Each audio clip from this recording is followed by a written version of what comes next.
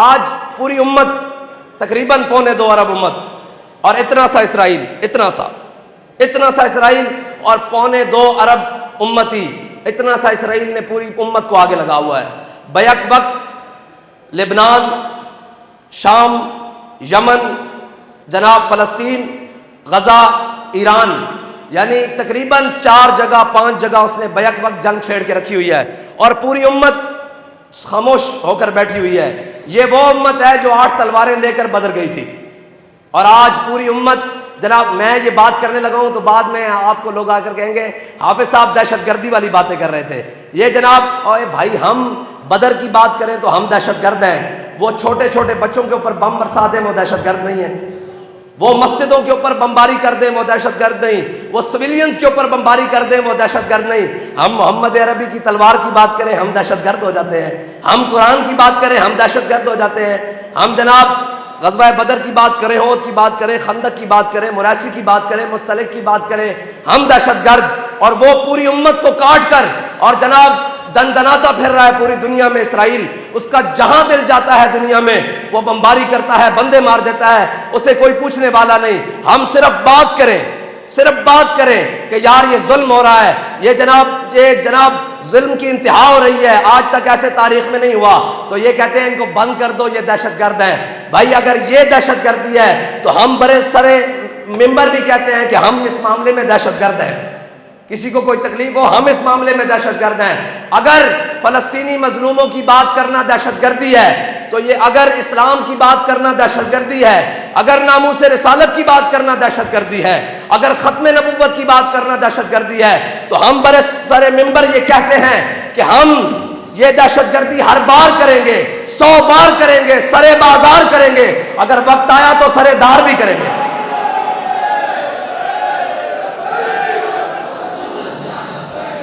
بس اتنی بات ہے. اقبال کہتا ہے تو بدل گیا تو بہتر کہ بدل گئی شریعت. اقبال کہتا ہے اچھا ہوا مسلمان اور 14ویں 15ویں صدی کے مسلمان، تو بدل گیا تو بہتر کہ بدل گئی شریعت کہ موافق تدرواں نہیں دین شہبازی. اقبال کہتا ہے اچھا ہے مسلمانہ تو بدلیاں، نال اپنی فلیکسیبل قسم کی شریعت اور دین بھی بدل لیا ہے. اور نہیں جی یہ مولویوں نے بنایا ہوا ہے. میں نے کہا ہے یہ مولویوں کا دین نہیں ہے، یہ پیروں کا دین نہیں ہے، یہ جناب قاریوں اور حافظوں کا دین نہیں ہے، یہ دین رسول اللہ کا ہے. یہ دین رسول اللہ کا ہے. اور بدلے گا زمانہ لاکھ مگر قرآن نہیں بدلا جائے گا. ہے قول محمد قول خدا فرمان نہیں بدلا جائے گا. یہ دین حضور کا ہے اور ہم اس کے چوکیدار ہیں. ہم ٹھیکیداری کا ہم نے کبھی وعدہ نہیں کیا، ہم یہ چوکیدار ہیں. امام الانبیاء صلی اللہ تعالیٰ علیہ وسلم ہماری ڈیوٹی لگا کر گئے. حضور نے حدیث بیان فرمائی فقال متقین، رسول اللہ صلی اللہ تعالیٰ علیہ وسلم امام الانبیاء ٹیک لگا کر بیٹھے ہیں. حضور نے بنی اسرائیل کے علماء کی بیان کی. حضور نے فرمایا بنی اسرائیل کی قوم گناہوں میں مبتلا ہو گئی اور ان کے علماء نے، ان کے جناب بڑوں نے منع کیا، قوم باز نہ آئی، اور ان کے جناب جو مجتہدین تھے، جو علماء تھے، جو شیوخ تھے، وہ بھی ان کے ساتھ ملوث ہو گئے. اس کا مطلب پتہ ہے کیا ہے؟ کہ ایک جانب علماء حق بیان کر رہے ہوں اور دوسری جانب قوم کے ساتھ مل کر قوم کے بددیانتیوں میں اور جناب ان چیزوں میں شامل ہو جائیں، پھر ان کی حق بات میں اثر نہیں رہے گا. ان کی حق بات میں اثر نہیں لگا. حضور نے فرمایا قوم کو علماء نے منع کیا، بنی اسرائیل کے قوم باز نہ آئی، قوم کو منع کیا، وہ باز نہ آئی قوم، وہ ان کے علماء بھی اس قوم کے ساتھ مل گئے اور ان کا کھانا پینا اٹھنا بیٹھنا اسی قوم کی طرح ہو گیا. فجلس رسول اللہ، کہتے ہیں جب حضور نے اپنی امت کے علماء کی باری کی نا تو امام الانبیاء ٹیک لگا کر بیٹھے تھے. حضور اٹھ کر بیٹھ گئے اور حضور نے 3 بار قسم کھٹائی. فرمایا اللہ کی قسم جس کے قبضہ قدرت میں میری جان ہے، اللہ کی قسم جس کے قبضہ قدرت میں میری جان ہے، اللہ کی قسم جس کے قبضہ قدرت میں میری جان ہے، میری امت کے علماء نے یہ کام نہیں کرنا. انہوں نے کیا کرنا ہے؟ تأمرون بالمعروف وتنہون عن المنکر. انہوں نے اچھائی کا حکم دینا ہے اور برائی کو ہاتھ سے پکڑ کے روکنا ہے. بھائی میں آپ کو یہ بتاتا ہوں کہ جب بھی حق والے ہاتھ سے برائی کو روکیں گے قیامت تک نام ان کا ہی رہ جائے گا. امام احمد بن حنبل، کون نہیں جانتا احمد بن حنبل کا نام؟ امام احمد بن حنبل کے ساتھ جن لوگوں نے تاریخ کا آغاز شروع کیا خلیفہ کے خلاف، اس نے کہا قرآن مخلوق ہے، آپ نے کہا صفت قدیم ہے. جب آپ نے جناب اس تاریخ کا آغاز شروع کیا تو تقریباً کہتے ہیں 1.5 لاکھ علماء احمد بن حنبل کے ساتھ تھے. لیکن اس وقت کے حاکم اور خلیفہ نے بھی یہی کہا، جو نام نہاد خلیفہ تھا، جو اپنے آپ کو خلیفہ کہتا تھا، اس نے یہ کہا کہ میں تمہاری جائیدادیں ضبط کر لوں گا، میں تم پر فورس شیڈول لگا دوں گا. میں جدید زبان میں بات کر رہا ہوں، قانونی زبان میں. اس وقت کے اعتبار سے اس نے کہا میں تم پر فورس شیڈول لگا دوں گا، تم پر جناب میں پرچے کر دوں گا، تم پر میں فلاں کر دوں گا، تمہاری جائیدادیں کرکی کر دوں گا، سارا کچھ کر دوں گا. کہتے ہیں کہ احمد بن حنبل پھر اکیلے رہ گئے، 4 رہ گئے، 4 میں سے 2 شہید ہو گئے، پھر احمد بن حنبل رہ گئے. ایک نے لکھ کر دے دیا کہ جناب رخصت کی حدیث آ گئی کہ مشکل وقت آ گیا ہے، اب نہیں ہم کھڑے ہو سکتے. لیکن آپ آج دیکھ لیں، ان جنہوں نے رخصت کا راستہ اختیار کیا ان ساروں کا تاریخ نام نہیں جانتی، تاریخ ایک بندے کا نام جانتی ہے جسے احمد بن حنبل کہتے ہیں. حق کی ایک اپنی پاور ہے، اور یہ نہیں کہ حق کے لیے مشکلات نہیں آتی. حق تو حضرت فاروق اعظم ایسے کر کے اپنی داڑھی کو اکٹھا کریں، ایسے حضرت فاروق اعظم ایسے کر کے داڑھی کو اکٹھا کریں اور اپنے ہاتھ میں پکڑ کر کہیں اے حق تو نے عمر کے یار نہیں چھوڑے، اے حق تو نے عمر کے یار نہیں چھوڑے. او جناب حضرت سلطان باؤ فرمایا نا، عاشق ہومی عشق کمامی تے دل نو رکھی بانگ پہاڑا ہوں، لکھ لکھ بدیاں تے ہزاراں علامے کر جانی باغ بہارا ہوں. انہوں نے کہا یہ جو رستہ ہے نا حق کا رستہ، یہ وہی چنتے ہیں جن کو اللہ چنتا ہے. واللہ یختص برحمتہ من یشاء، اللہ جس کو چاہے اپنی رحمت کے لیے خاص کر لے. حق حق ہے، اس نے بین ہو کے رہنا ہے، لیکن اس کے لیے حق والوں کے ساتھ کھڑے ہونے کے لیے یہ بھی مجھے یہ بتائیں کہ لاکھوں کی فوج ہوگی یا ہزاروں کی فوج ہوگی یزید کی، کسی ایک سپاہی کا نام بھی کسی کو یاد نہیں ہے کہ کون ہوگا. ہاں اس سپاہی، اس پوری فوج میں سے ایک کو جانتے ہیں جو اس صف سے نکل کر ادھر آیا ہے، اس کو ہور کہتے ہیں، اس کو ہور کہتے ہیں. قیامت تک نام ہور کا رہنا ہے. ان کو جناب وہی باطل میں رکھا جائے. تعداد نہیں تولا کرتے، ہمیشہ تعداد میں، آج تک باطل تعداد میں زیادہ ہوا ہے.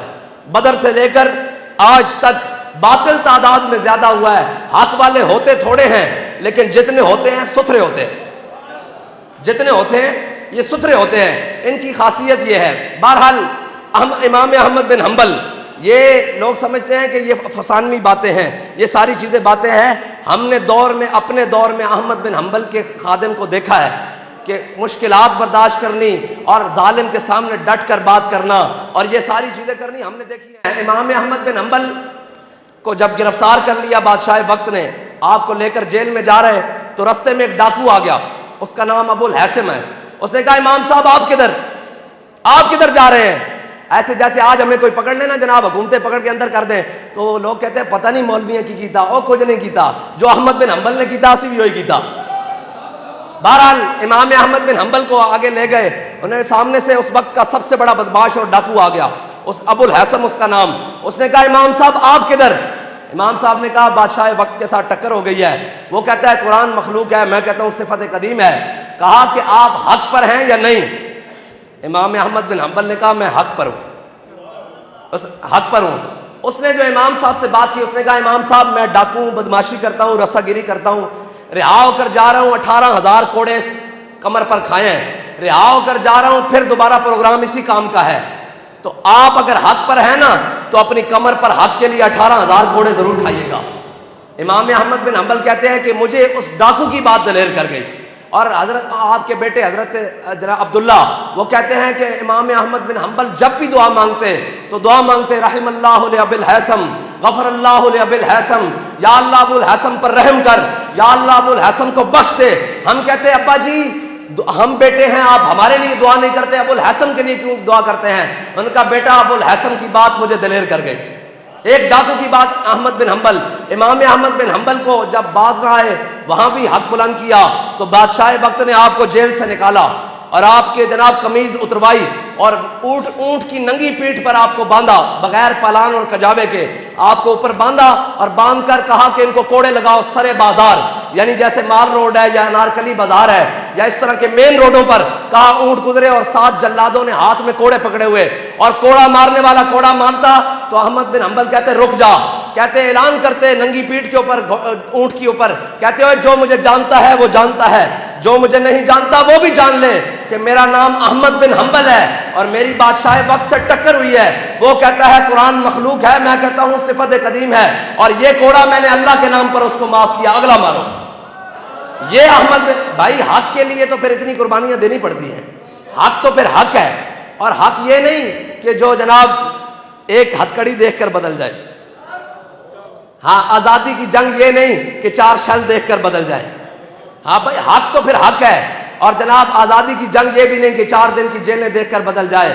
یہ سفر ہے کوئے جانا، یہاں قدم قدم بلائیں. یہ سفر ہے کوئے جانا، یہاں قدم قدم بلائیں. جنہیں زندگی ہو پیاری وہ یہیں سے لوٹ جائیں. بس تاریخ ہمیشہ بہادروں کو یاد رکھتی ہے، بزدلوں کو یاد نہیں رکھتی. اور آج تک پاکستان کی 77 سالہ تاریخ میں جو ہماری جناب مقتدرہ ہے، وہ کوئی بھی ہو، اس میں سیاسی و عسکری و مذہبی شخصیات ہوں، جو کچھ ہم نے پاکستان کے ساتھ کیا ہے نا، آج تک اس کا خمیازہ ہماری نسلوں نے بھی بھگتنا ہے. اس لیے اقبال کہتا ہے گلا جفائے وفا نما، حرم کو جو اہل حرم سے ہے کسی بت کدے میں بیان کروں تو صنم بھی کہہ دے ہری ہری. اقبال کہتا ہے جو اہل حرم نے حرم کے ساتھ کیا ہے، اگر کسی بت کدے میں جا کر بیان کروں تو بت بھی پکار اٹھے، واہ بھائی مسلح آباد تیری کیا بات ہے، تو ملک بڑھایا لا الہ الا اللہ محمد رسول اللہ دی بنیاد تے جدو اس میں چلان دیواری آئی 77 سال ہو گئے. مختلف نظام، کبھی سوشلزم، کبھی جناب کیپٹلزم، کبھی جناب مارشل لا، کبھی جمہوریت، کبھی فلاں کبھی فلاں کبھی فلاں اور کبھی فلاں، سارے نظام چلانے کے باوجود 77 سال پاکستان کی تاریخ میں آج تک ان کو کوئی ایک ساحل نہیں ملا کہ جہاں پر یہ کھڑے ہو کے کہیں کہ ہم نے ملک کے لیے یہ کیا ہے، ہم نے ملک کے لیے یہ کیا ہے. جو آتا ہے وہ اگلے کو کہتا ہے یہ چور ہے، جو آتا ہے وہ اگلے کو کہتا ہے یہ چور ہے، یہ کھا گئے پھر وہ کھا گئے پھر یہ کھا گئے وہ کھا گئے یہ کھا گئے. بھائی کون کھا گیا ملک کو؟ کس نے کیا؟ قوم تو اپنی ریڑھی لگا کر، اپنی چھاپی لگا کر، جوتیاں پالش کر کے، جناب اپنی مزدوری کر کے قوم 77 سالوں سے گزارا کر رہی ہے کہ شاید کوئی ہمارا مسیحا آئے گا، شاید کوئی ہمارا مسیحا آئے گا، شاید کوئی ہمارا مسیحا آئے گا. لیکن یاد رکھنا اس نظام سے اور ان باطل لوگوں سے کبھی آپ کو امید نہیں ہونی چاہیے. وہ اقبال بتا کر گیا ہے، کہتا ہے اپنی ملت پر قیاس اقوام مغرب سے نہ کر کہ خاص ہے ترکیب میں قوم رسول ہاشمی. اقبال کہتا ہے تجھے ان سے امید ہے جو جا کر کبھی یورپ کے دروازے پر، کبھی امریکہ کے دروازے پر، وہاں سے ہٹیں گے. کوئی کہے گا میں نے رشیا کے دروازے پر جانا ہے، کوئی کہے گا میں نے چائنا کے دروازے پر جانا ہے. کبھی غلام قوموں کی بھی عزتیں ہوئی ہیں، ہاں جی، کبھی غلام قوموں کو بھی کسی نے آج تک پوچھا ہے، کبھی سر جھکائے ہوئے کو بھی کہ جناب روڈ پر کسی نے پوچھا ہے کہ بھائی تیرا مقام کیا ہے، تو کہاں رہتا ہے. بیکاریوں کی کبھی دنیا میں کوئی عزت ہوئی ہے؟ ہاں عزت ہوتی ہے اس کی جو جس کی گھر میں عزت ہو، جو اپنے اندر کوئی دم خم رکھتا ہو. حضرت نعمان بن مقرن یہ حضور کے صحابی ہیں. امام الانبیاء صلی اللہ تعالیٰ علیہ وسلم کی ظاہری حیات کے بعد جب جنگ قادسیہ کا موقع آیا، حضرت نعمان بن مقرر سفیر بن کر گئے مسلمانوں کے یزدگرد کے دربار میں. جب گئے تو آپ کے ہاتھ میں نیزہ تھا، اس کے جناب دربار میں بڑے قیمتی قالین بچھے ہوئے تھے. آپ قالین کو پھاڑتے ہوئے ایسے گئے نا، جب ایسے گئے، ایسے جناب اس کے سامنے گئے. اس نے کہا کیا ہو گیا آپ کو؟ بھوکے ہو گئے ہو؟ آپ کو کیا ہو گیا ہے جناب؟ روٹی چاہیے، کپڑے چاہیے، کیا چاہیے آپ کو؟ اناج چاہیے، ہم دیں گے. اور انہوں نے کہا نہیں نہیں، ہم تو کسرا کا تاج لینے آئے ہیں، ہم کسرا کا تاج لینے آئے ہیں. انہوں نے کہا اچھا بیٹھو.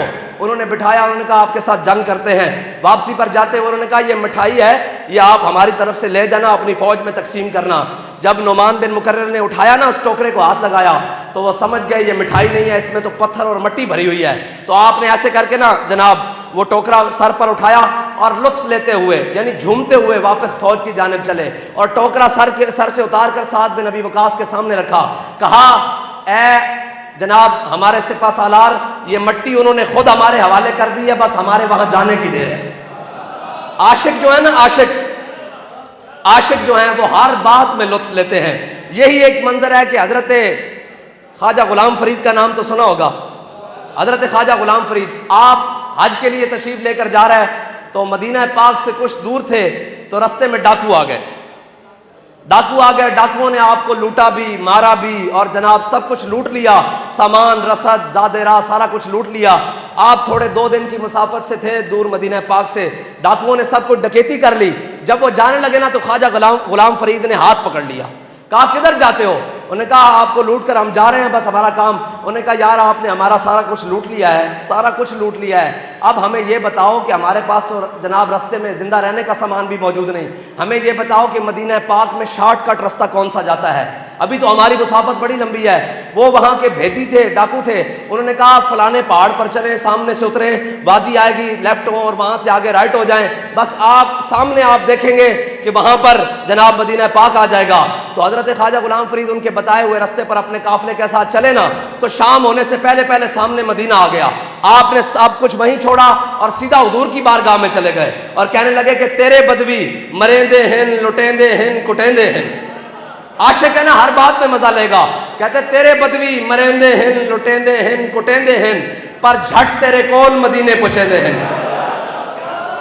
تیرے بدوی مریندے ہیں، لٹیندے ہیں، کٹیندے ہیں، پر جھٹ تیرے کول مدینے پہنچیندے ہیں، میں اس لٹن کٹن پٹن تو قربان۔ بات یہ ہے، میں جو سمجھانا چاہتا ہوں کہ آپ یہ یاد رکھیے گا کہ قیامت تک کسی کو بھی کہیں پناہ نہیں مل سکتی۔ جائے پناہ اگر کسی کی ہے تو وہ امام الانبیاء کی ذات ہے، حضور کا دین ہے۔ قیامت تک اقبال کہتا ہے زاں کے ملت را حیات از عشق اوست اور برگو ساز کائنات از عشق اوست۔ اقبال کہتا ہے اگر امت مسلمہ دوبارہ اپنا کھویا ہوا وقار واپس لانا چاہتی ہے، اگر واپس چاہتی ہے کہ ہمارا وہ دبدبہ اور روب و قائم ہو، تو اقبال کہتا ہے اس کو واپس حضور کے دامن سے وابستہ ہونا پڑے گا۔ بس میرا تو موضوع ایک ہی ہے کہ سوئے قطار می کشم ناکہ بے زمام را، تاکہ حضور کی امت حضور کے دامن رحمت سے دوبارہ وابستہ ہو جائے۔ بس اتنا سا ہی مقصد ہے، اور ہماری کوئی تقریروں کا جناب اتنے بڑے کرو فر کا ہٹو بچو کوئی مقصد نہیں، بس ایک مقصد ہے کہ امام الانبیاء کی امت حضور سے انے واہ پیار کرنا شروع کر دے۔ اور ہم اقبال کہتا ہے کہ ایک رات میں اللہ کی بارگاہ میں رویا، میں نے کہا یا اللہ جہاں دیکھوں میں مجھے مسلمانوں کو مار پڑ رہی ہے، جہاں دیکھوں ان کو چھتر پڑ رہے ہیں، جہاں دیکھوں ان کو جناب لٹا کے مارا جا رہا ہے، ان کا جناب بیت القبلہ اول بھی چھین لیا گیا، ان کا کشمیر بھی چھین لیا گیا، ان کا سارا کچھ، یا اللہ جہاں دیکھوں مسلمان ذلیل۔ تو آواز آئی تو نہ دانی، انہوں نے کہا، اقبال کہتا ہے مجھے غیب سے آواز آئی کہ تو نہیں جانتا کہ یہ دل میں محبت رسول تو رکھتے ہیں لیکن آئیڈیل غیروں کو سمجھتے ہیں۔ ہمارا آئیڈیل تو یہ ہے کہ اقبال کہتا ہے با خدا در پردہ گویم بات و گویم ماشکار، یا رسول اللہ او پنہا تو پیدا من، کہتا ہے یا رسول اللہ اللہ سے تو پردے میں بات کرتا ہوں، آپ سے آمنے سامنے بات کرتا ہوں۔ یہ پھر اقبال کا محبت رسول ہے۔ اور اعلیٰ حضرت نے کہا حاجیو آؤ شہنشاہ کا روزہ دیکھو، کعبہ تو دیکھ چکے اب کعبے کا کعبہ دیکھو۔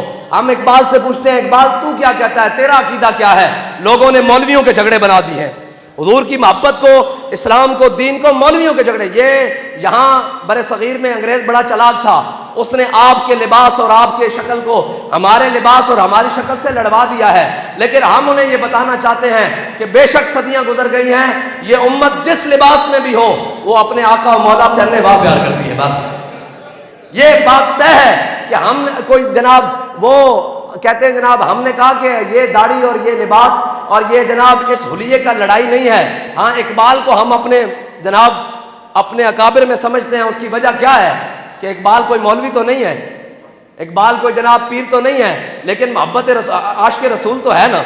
ہمارا کسی سے بھی قیامت تک کوئی رشتہ ہوگا، ورنہ وہ اقبال نے خود کہا غازی علم الدین کو جناب قبر میں رکھ کر جب اقبال باہر نکلا تو سید حبیب شاہ، سید دیدار علی شاہ صاحب اور جناب سید جماعت علی شاہ صاحب اور سارے لوگ کھڑے ہوئے، یہ جناب ایم ڈی تاثیر صاحب، یہ سارے کھڑے ہوئے، تو جناب اس نے اقبال نے باہر نکل کے ان کا شاہ جی اسی گل نہیں کرتے رہ گئے، ترخانہ دا منڈا بازی لے گئے۔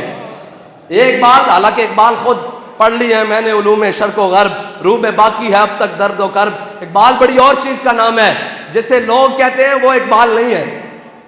اگر صرف ہماری قوم کو نصاب میں صرف اقبال پڑھا دیا جائے تو یہاں کسی اور چیز کی ضرورت نہ رہے، یہ ہم گارنٹی سے کہتے ہیں، کسی چیز کی اور ضرورت نہ رہے اگر اقبال کو پڑھا دیا جائے۔ لیکن اقبال کے ساتھ تو ان کی دشمنی ہے، یہ اس کے دن کو بھی نہیں منانا چاہتے۔ یہ 9 نومبر آئے گا، آپ دیکھیے گا ان کو 2 چیزیں یاد ہے، ایک لب پہ آتی ہے دعا بن کے تمنا میری، اور ایک چین و عرب ہمارا ہے، ہندوستان ہمارا ہے۔ اقبال اس کا نام نہیں ہے صرف، یہ بھی اقبال ہے، لیکن یہ اقبال کا ایک بال ہے۔ اقبال تو کہتا ہے ملے گا منزل مقصود کا اسی کو سراغ، اندھیری شب میں چیتے کی آنکھ جس کا چراغ، میسر آتی ہے فرصت فرصت فقط غلاموں کو، نہیں ہے بندہ حر کے لیے جہاں میں فراغ، اور فروغ مغربیاں خیرہ کر رہا ہے تجھے، تیری نظر کا نگہباں ہو صاحب مازاغ، اور کیا ہے تجھ کو کتابوں نے کور ذوق اتنا کہ صبا سے بھی نہ ملا تجھے بوئے گل کا سراغ۔ اقبال کسی اور چیز کا نام ہے، اقبال تو کہتا ہے سرود رفت آباد آیت کے نایت، از نسیم حجاز آیت کے نایت، سر آمد بروزگار ہی فقیر دگر دانائے راز آیت کے نایت۔ اقبال پھر چھڑ گیا تو یہ تو سارا دن نکل جائے گا۔ بہرحال اقبال تو بتا تیرا کیا عقیدہ ہے حضور کی محبت کے بارے میں؟ اقبال کہتا تور موجے از غبار خاناش، کعبہ را بیت الحرمی کا شاناس۔ اقبال کہتا ہے لوگ طور پہاڑ کی باتیں کرتے ہیں، میرا محبت رسول سنو، میرے آقا و مولا صلی اللہ تعالیٰ علیہ وسلم کے مبارک گھر میں جو جھاڑو دیا گیا اس سے جو گرد و غبار اڑا، طور تو اس کا مقابلہ بھی نہیں کر سکتا۔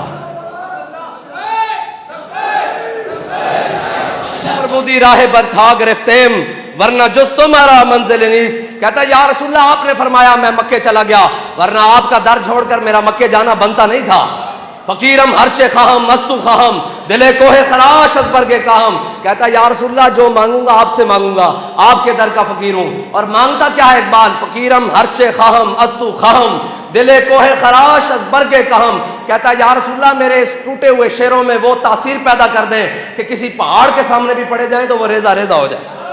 بات محبت رسول، ورنہ اقبال جیسا ٹیڑھا آدمی تو کوئی نہیں نا، جس نے شکوہ بھی لکھ دیا، سارا کچھ لکھ دیا، لیکن پھر آ کر کہنے لگا پھر آ کر کہنے لگا جناب یہ کہتا ہے لے گئے تسلیس کے فرزند میراث خلیل اور خشت بنیاد کلیسا بن گئی خاک حجاز۔ کہتا ہے ہوا ہے گو تند و تیز لیکن چراغ اپنا جلا رہا ہے، وہ مرد درویش جسے حق نے دیے ہیں انداز خسروانہ۔ پھر یہ اقبال کسی اور ہم تو کہتے ہیں کہ ایک نقطہ ہے قوم کے لیے، وہ علامہ اقبال کی ذات ہے۔ یہاں مولوی بھی کٹھے ہیں، پیر بھی کٹھے ہیں، مسٹر بھی کٹھا ہے اور ملا بھی کٹھا ہے۔ یہ یاد رکھیے گا، یہ کفر کی سازش ہے کہ وہ کہتے ہیں کہ جو اس حلیے میں آ گئے ہیں یہ مولوی ہیں، جو اس حلیے میں آ گئے ہیں میں نے اس حلیے میں بڑے بڑے مولوی دیکھے ہیں، بڑے بڑے عاشق دیکھے ہیں، بڑے بڑے جناب فقی دیکھے ہیں، بڑے بڑے۔ اصل بات یہ ہے کہ ہم نے ایک معیار مقرر کر لیا ہے کہ یہ دینی ہے اور یہ لادینی ہے، یہ کفر نے معیار قائم کیا ہے، ورنہ ہم تو یہ سمجھتے ہیں کہ ہم سارے آقا و مولا صلی اللہ تعالیٰ علیہ وسلم کے غلام ہیں بس۔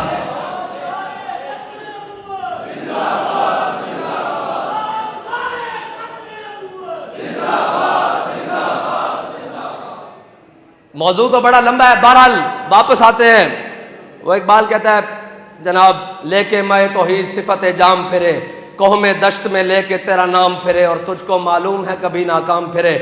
وہ حضرت سعد بن معاذ نے کہا تھا یا رسول اللہ سل حبال من شیتا وقتا حبال من شیتا سالم من شیتا عاد من شیتا خذ من اموالنا ما شیتا۔ یا رسول اللہ آپ جس کے ساتھ چاہیں جنگ چھڑیں، جہاں چاہیں ہمیں لے چلے، ہم جانے کے لیے تیار ہیں، ہم آپ کے آگے بھی لڑیں گے پیچھے بھی لڑیں گے، جان سے بھی مال سے بھی اولاد سے بھی بچوں سے بھی، سارے وسائل کے ساتھ حضور آپ کے ساتھ جانے کے لیے تیار ہیں۔ عشرک وجہ رسول اللہ، یہ میری تقریر کا حاصل ہو جائے گا اگر آپ نے اس جملے کو سمجھ لیا۔ عشرک وجہ رسول اللہ، حضور کے سامنے غلام نے اظہار وفا کیا۔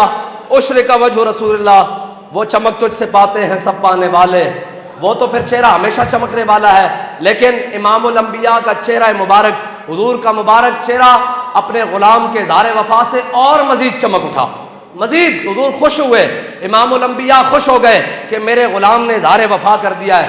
عشرک وجہ رسول اللہ، یہ آپ نے اس بات پر رکھنا ہے کہ حضور خوش ہوئے، امام الانبیاء خوش ہو گئے، عشرک وجہ رسول اللہ۔ یہ حاصل کلام میں بس گفتگو اینڈ کی طرف لے کر جاتا ہوں۔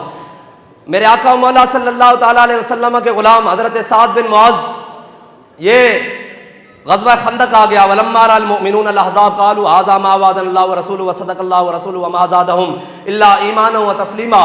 یہ سورہ احزاب، اقبال کہتا ہے خود بدلتے نہیں قرآن کو بدل دیتے ہیں لوگ، ہوئے کس درجہ بے توفیق فقیہان حرم۔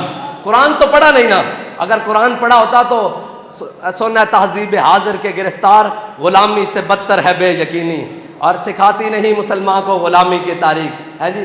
یہ تو قرآن سے دشمنی اس لیے ہے کہ قرآن سر جھکا کر جینا نہیں سکھاتا، وہ کائنات میں ایک ہی در دکھاتا ہے، اللہ کا در، جہاں مومن کا سجدہ جناب سر جھکے، وہ ایک سجدہ جسے تو گراں سمجھتا ہے، ہزار سجدوں سے آدمی کو دیتا ہے نجات۔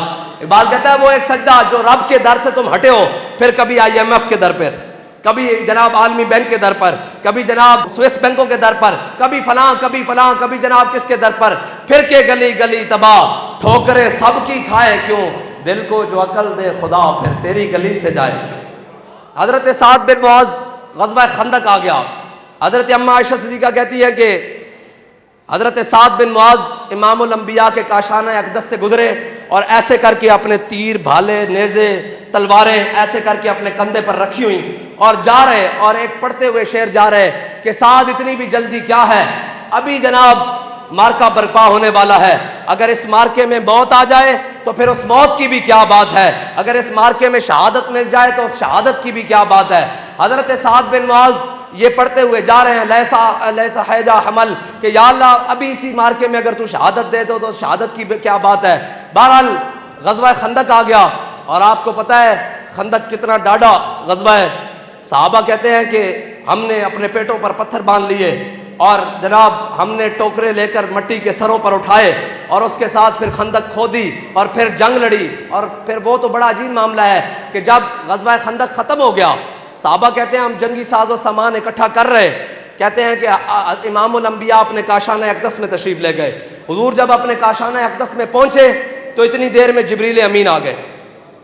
جبریل امین آ گئے کہ یا رسول اللہ، اللہ تعالیٰ کہتا ہے کہ بنو قریظہ کے یہودیوں کا بھی ساتھ ہی فیصلہ کر دیں، بنو قریظہ کے جو یہودی ہیں جنہوں نے آپ سے غداری کی ہے ان کا ساتھ فیصلہ کر دیں۔ میرے آقا مولا صلی اللہ تعالیٰ علیہ وسلم نے اپنے کاشانہ اقدس میں اپنی مبارک دستار حضور نے اتاری اور دائیں جانب سے سر دھویا، اتنی دیر میں جبریل امین آ گئے۔ کہا حضور اللہ کہتا ہے بنو قریظہ کا بھی فیصلہ کریں۔ میرے آقا نے فرمایا جبریل دیکھتا نہیں ہے، ابھی میرے غلاموں نے غزوہ خندق لڑی ہے، ابھی جناب مٹی کے ٹوکڑے اٹھائے ہیں، ابھی اتنی شدید جنگ لڑی ہے سردی کی حالت میں، اور ابھی جناب تو دیکھتا نہیں ہے۔ تو انہوں نے کہا یا رسول اللہ کہتا ہے کہ ابھی ان کا فیصلہ کریں۔ اب قرآن نے منظر باندھا ہے، قرآن نے یہ منظر باندھا ہے کہ صحابہ کرام ابھی میدان میں ہیں اور امام الانبیاء صلی اللہ تعالی علیہ وسلم کاشانہ اقدس میں تشریف لے آئے، اور اللہ تعالیٰ نے قرآن میں بیان کیا الذین استجابوا للہ والرسول من بعد ما اصابہم القرح۔ میرے آقا مولا نے حضرت بلال کو کہا بلال اذان دو۔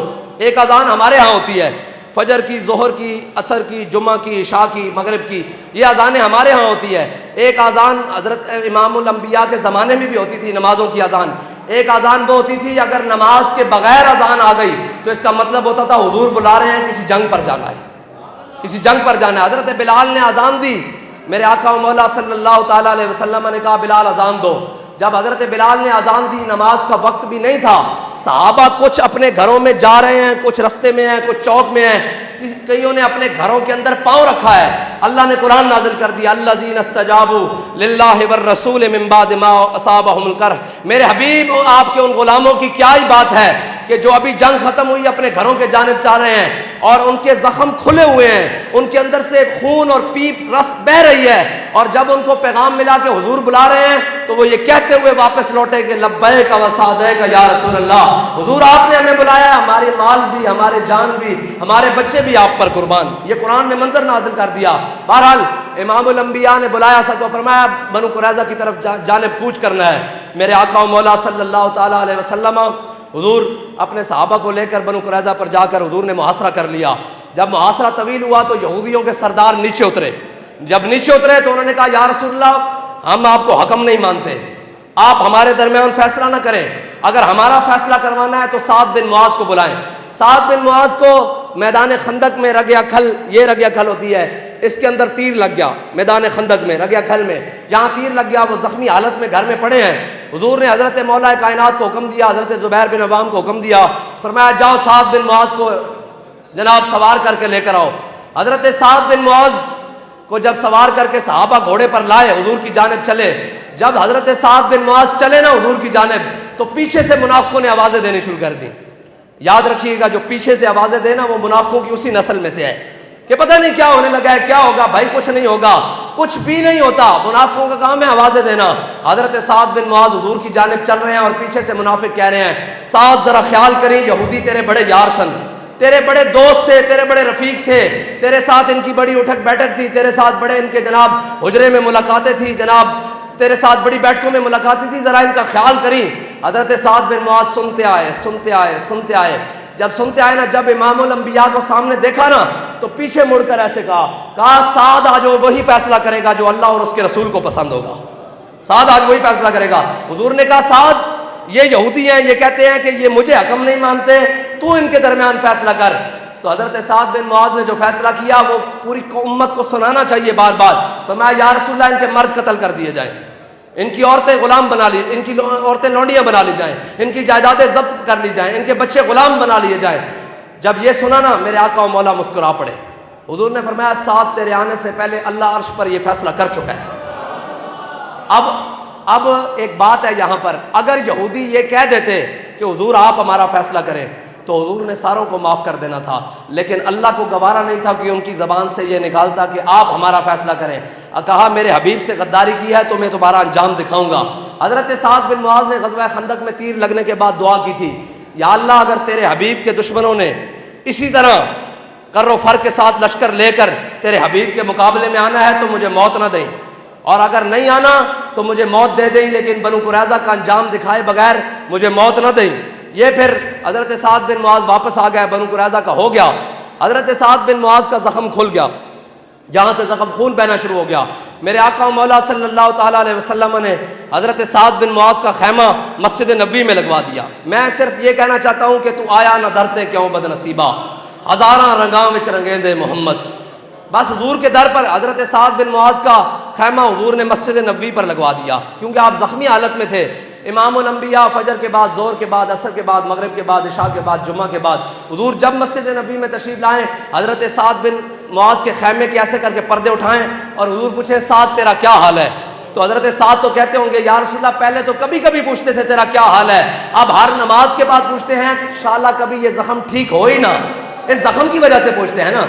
اور حضرت سعد بن معاذ نے کہا ہوگا زبان حال سے کہ جان ہے عشق مصطفیٰ روز فزوں کرے خدا، جس کو ہو درد کا مزہ وہ ناز دوا اٹھائے کیوں۔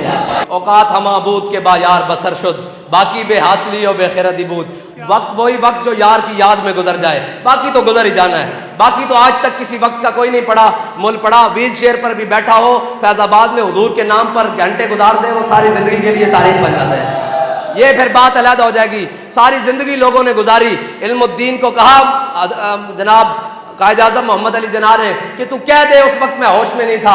انہوں نے کہا محمد علی جناح صاحب زندگی میں ایک ہی بار تو ہوش آیا ہے جو حضور کی عزت پر پہرا دیا ہے۔ بہرحال میری بات کا یہی مقصد تھا۔ اب ساری باتیں سمیٹ کر آخر میں یہی آپ سے کہنا چاہتا ہوں کہ بس حضور سے پیار کرنا ہے اور انے واہ پیار کرنا ہے، اور جناب ہم سوئے حشر چلیں گے شاہ ابرار کے ساتھ، اور قافلہ ہوگا رواں قافلہ سالار کے ساتھ۔ یہ تو طیبہ کی محبت کا اثر ہے، ورنہ کون روتا ہے لپٹ کر در و دیوار کے ساتھ۔ وآخر دعوانا الحمدللہ۔